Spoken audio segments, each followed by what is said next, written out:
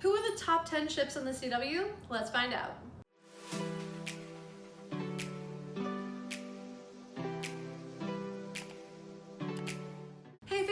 Welcome back to another video on my channel. In this vid, I'm going to be counting down my top 10 ships on the CW. These are personal preference, so don't crucify me if your ship's not on here. Honestly, this was one of the hardest things I've had to do. I looked online for inspiration and pretty much all the lists I found were top 25.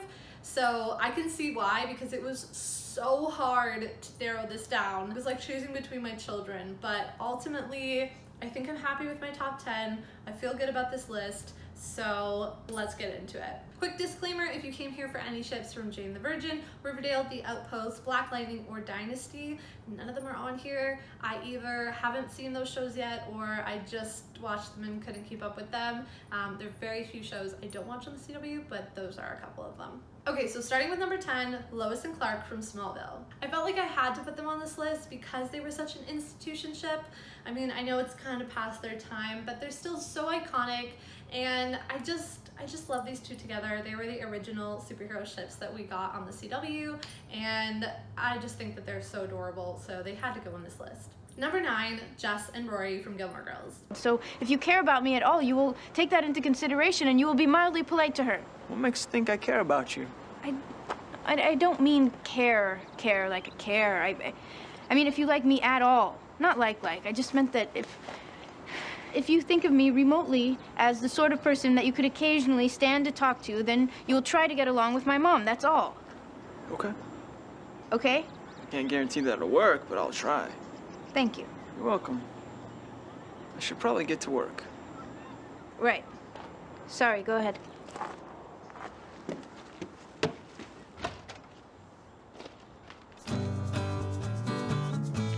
I was really torn with number 9 because I was torn whether to put Jess and Rory or Logan and Veronica on.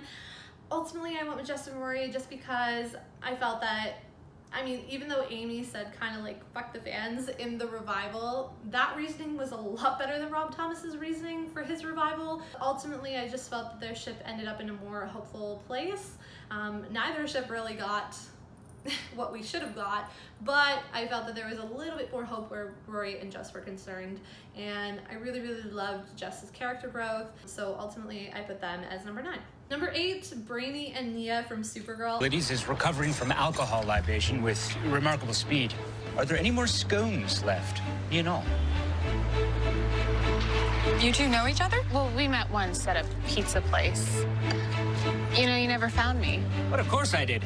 Your address is 775 Gladiola Drive, second floor corner apartment. Your phone number is 555-8010. You stop at Bob's Diner every morning and order an extra super large coffee. Milk. No sugar. Okay, yes, that he's not nearly as stalkery as that just all came out as. Well, why didn't you call? You told me to find you, not call you. I love this ship. They are one of my favorite new ships in the past year, and they're just so cute. They're so cute. Everything from their first meeting to their first I love you was just absolutely beautiful, and I cannot wait to see more of them in the next season. Number 7, Caroline from The Vampire Diaries / the originals / Legacies. They were in a lot of shows. Yes, I cover our connection with hostility because yes, I hate myself for the truth. So if you promise to walk away, like you said, and never come back, then yes, I will be honest with you. I will be honest with you about what I want.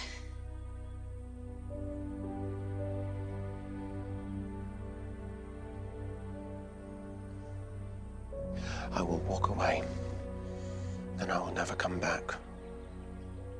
I promise.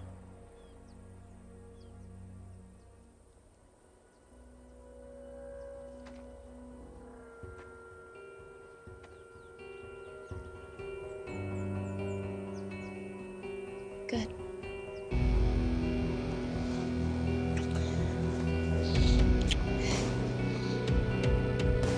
Again, I was torn with number 7 whether to put Caroline or Delana. Both are really great ships, but ultimately I went with Caroline. That was just personal preference. Delana is also super iconic, and they could have ended up on this list. It was really hard to narrow it down, guys. But I just love Klaus and Caroline's story growth. I'll never forgive Julie for what she did to them in the end, but I really, really love that. I love how Klaus was one of the only people to truly see Caroline's value and how amazing she was right from the get-go. Not a lot of people did that throughout the series, and I just thought that their story was just so epic and so iconic. Number 6, 2 names, 10 letters, Chuck and Blair. But it takes more than even you to destroy Blair Waldorf. Your world would be easier if I didn't come back. That's true. But it wouldn't be my world without you in it. Obviously, these two's I Love You was super iconic, and they just had so many scenes that were so perfect. That, I mean, that one in Paris where she's in the red dress and she tells him her life wouldn't be the same if he wasn't in it. The I love you scene, you know, the scene with the wedding. I mean, everything that they did was just over the top and extravagant, and I just love them. And I love their team ups when they take down someone. The takedowns in Gossip Girl were one of my favorite parts, and whenever Chuck and Blair teamed up together, whew, it was just iconic. You would not want to mess with them.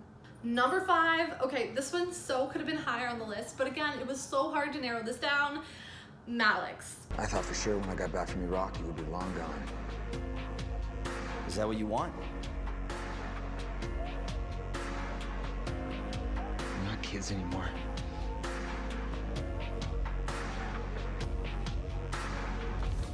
What I want doesn't matter.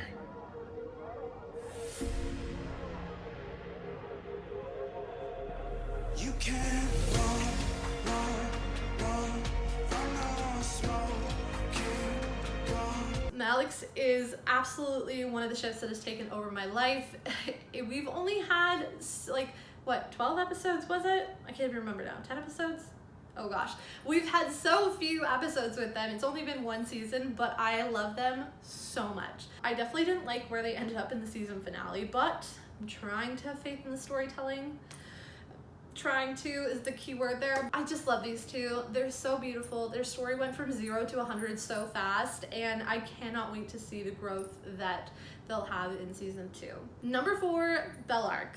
283 lives. For one. She must be pretty important to you. She is. Again, I know this one could have been higher. If you just wait till number 1, guys, I mean, I didn't really have another spot to put them, but they're one of the most iconic ships in my mind on the CW network. From now to number 1, to me, are some of the most iconic ones. And the fact that we've been following their story since season 1 and misinterpreted everything from that first meeting that they had, it's just one of the slowest burn ships I've seen. And the fact that, you know, we've all been misinterpreting it together is just, I feel like I've been seeing with you guys. And if they don't become canon in the next season, I think I'm gonna rip my hair out, but I'm trying to have faith in Jason. I mean, I don't have a lot of hope, but I have a little bit of hope because Eliza and Bob are there, and I'm really hoping that they just push him into just at least putting it in the finale. Like, come on. We've built it up so much. It's all of the little scenes together. It's just been one of the best slow burn ships that I've seen, and I think they definitely could have been together way before this point, but holding out hope that they will get together in the last season. Could go either way with Jason. You never know, but here's hoping. Number 3, West Allen.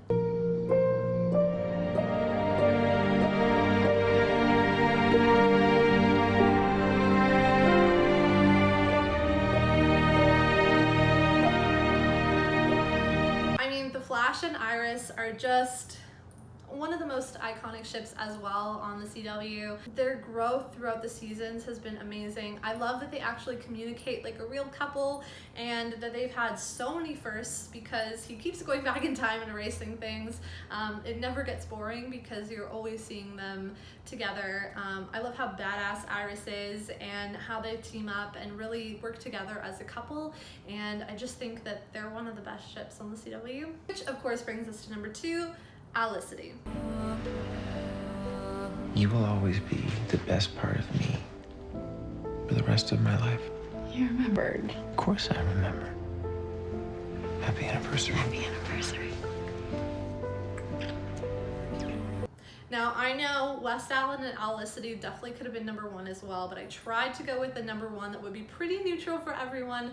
I don't think that you can't like my #1, so I put them as #2 and 3. And Olicity is, of course, the staple. You know, they were the first ones for Arrowverse. They were the first ones to be able to bring us West Allen and Supergirl and everyone else, and they're icons, you know, they're our leaders, and it's gonna be really weird not to have them after this season, but that's what fanfic and fanvids and all that fun stuff is for. So of course they'll never die with us, and I think they're just, I mean, from their first kiss, they were one of the best ships on the CW. Which brings us to #1, Nayli. And then you...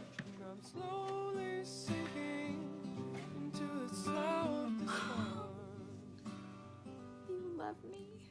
Of course I do, you dork. With all my heart I do. You got me hollows.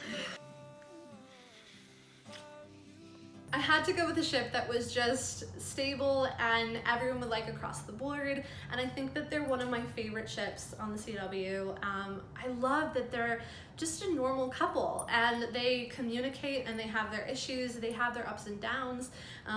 They get married really young and they still continue to communicate and grow throughout the 9 seasons of One Tree Hill.